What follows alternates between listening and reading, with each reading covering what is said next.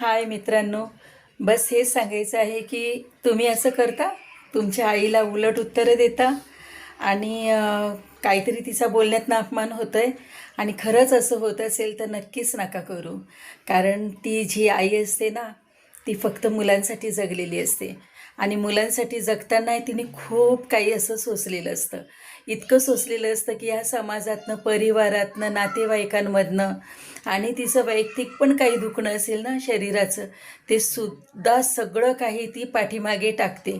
आणि मला जगायचं आहे की जगायचं आहे माझ्या मुलांसाठी, माझ्या बाळांसाठी, हे तिचं ध्येय असतं. हा तिचा आई म्हणणारींचं एक लक्ष असतं की माझ्या जगण्याचं कारण माझी मुलं आहेत.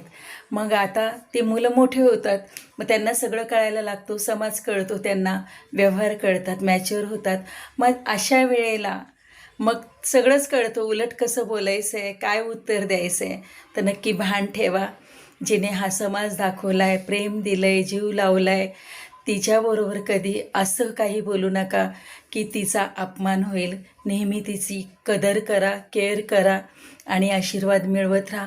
कारण जी ती जागती शक्ती आपल्यासाठी, देवाला वेळ नसून त्याने फक्त ती आईच्या रूपात पाठवलेली दैवी शक्ती आपल्याबरोबर आई ह्या शब्दात आणि आई ह्या रूपात उभी असते.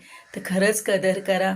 कारण तुम्ही जेव्हा समाजात वागता, वावरता ना, तेव्हा तुमच्यावर येणारं प्रत्येक संकट फक्त तिच्या दुवा प्रार्थनांवर तुमचे सगळे संकट तारले जातात, टळले जातात. तर किंमत करा.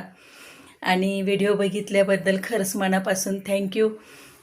कारण आवडला असेल तर नक्की लाईक करा, कमेंट करा. पण एक सांगणं आहे की आईची कदर करा. खूप खूप खूप सुखं मिळतील. कारण